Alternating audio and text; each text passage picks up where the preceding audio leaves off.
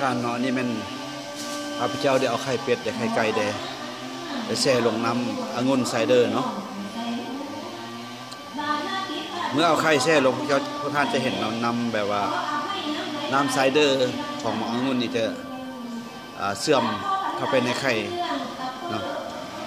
พวกท่านจะเห็นตรงนี้เนาะมันจะฟดขึ้นลักษณะการเสื่อมและอีกจาก2-3 มื้อต่อไปพวกท่านเปลือกไข่จะแข็งเป็นคำเสื่อมจะเป็นเปื่อยนะพวกท่านเนาะจะเปื่อยเนาะจะเปื่อยออกจากหน่วยมันเวลานั้นเหลือแต่เป็นไข่หนังซื่อๆเนาะส่วนสรรพคุณของไข่เนาะที่แช่น้ำ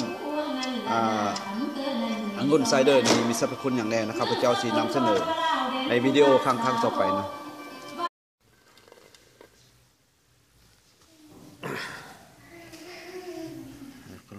นี่เป็นไข่ที่ว่าแช่น้ำแอนไซม์หมักแอปเปิลเนาะมื้อนี้เป็นมื้อที่3เวลานี้เปลือกของมันก็เปื่อยเนาะทานเปื่อยเนาะเปื่อยแล้วก็เอาแกะออกนี่เป็น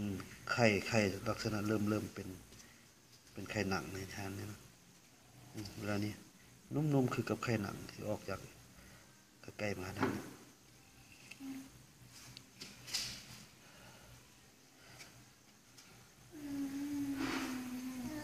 นาซอกจอกไหมพ่อเด้อ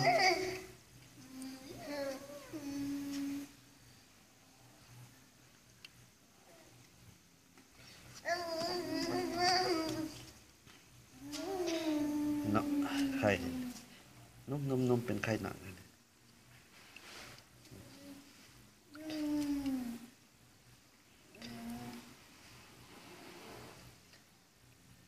นี่เป็นมือที่3ทานเปลือกมันจะ